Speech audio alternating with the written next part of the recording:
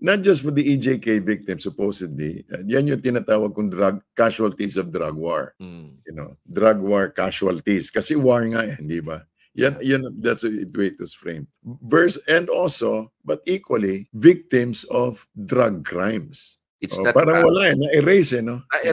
Na-erase.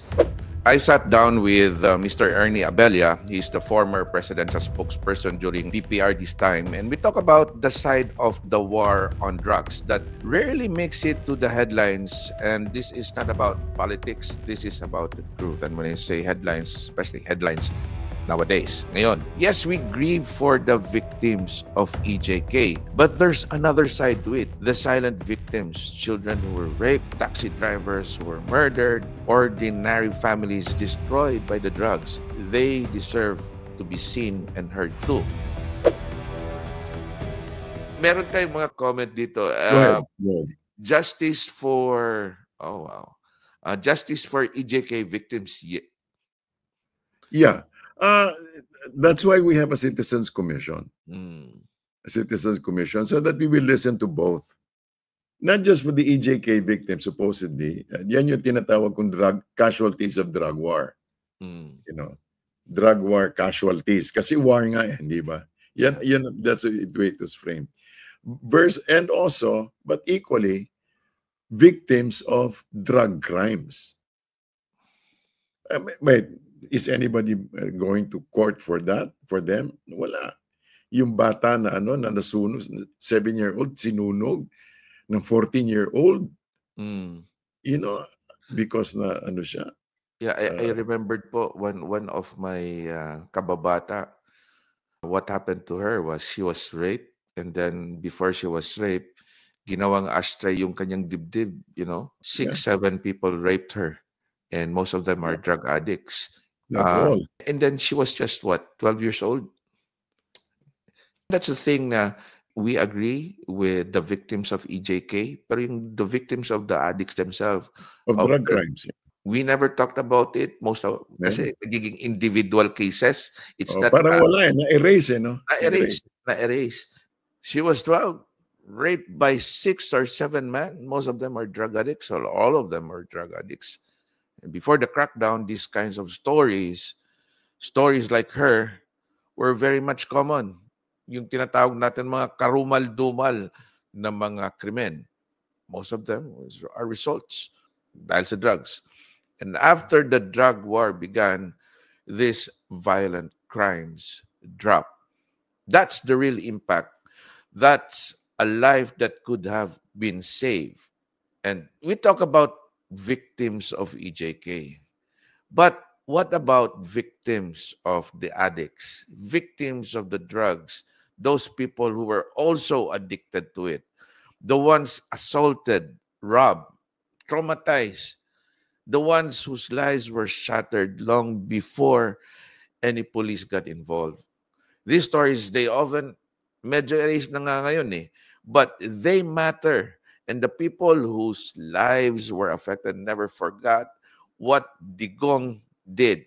He became the punisher, the protector, and this message resonated hanggang ngayon po. Ito pa, dagdag. I remembered during the time of Digong, when he was a mayor, there was an increase in crime on hold-up sa mga driver, Mabuhay Maligaya Taxi. And what did Digong do? Naging driver si PPRD. Correct. Nag-drive siya, disguising himself as a taxi driver para mahuli yung mga nag-hold up.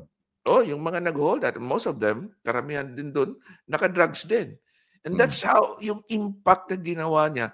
And nobody would say, people outside Davao, they never knew what happened during those times, kung how worst or how bad it was way back then. Like I said, in Davao, taxi driver used to be robbed and killed. Mayor Duterte disguised himself as a taxi driver. He risked his own life to catch these criminals. And after that, what? Hold-ups, robbery, murders, it really dropped down. Drivers felt safe. That wasn't PR. That was action. And I remember those days. I lived through it. Na natatakot na yung mga drivers. And na taxi drivers, mabuhay, maligaya, sometimes they bring yung mga ice pick, screwdriver, kasi yung mga kasama nila, pinapatay na. It's not just that they are being robbed, pinapatay talaga.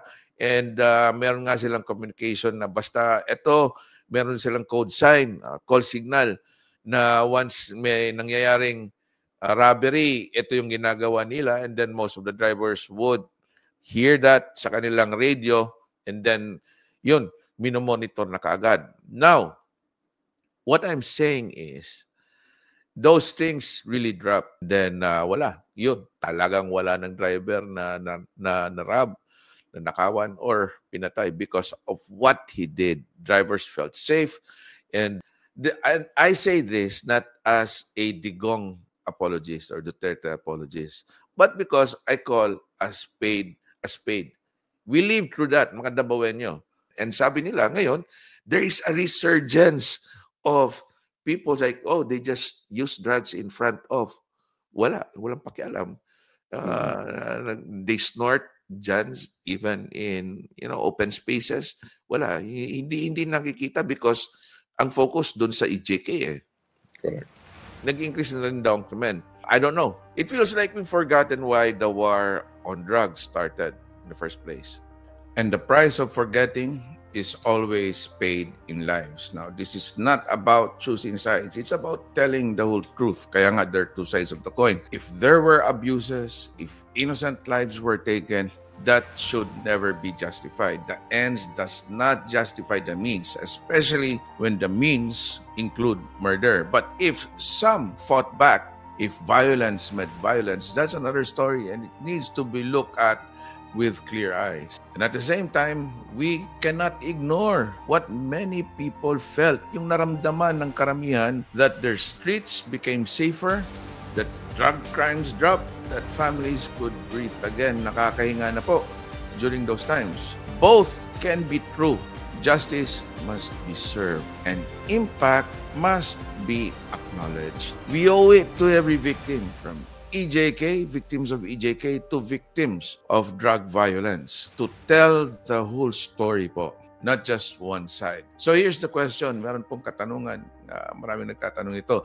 Why are the supporters of Digong, the DDS, still fiercely loyal to him, even after everything, be it social media, mainstream news? Sir Ernie Abella and I talked about that on this video. So hit play, watch it through, and I'll see you po on the other side. Ciao.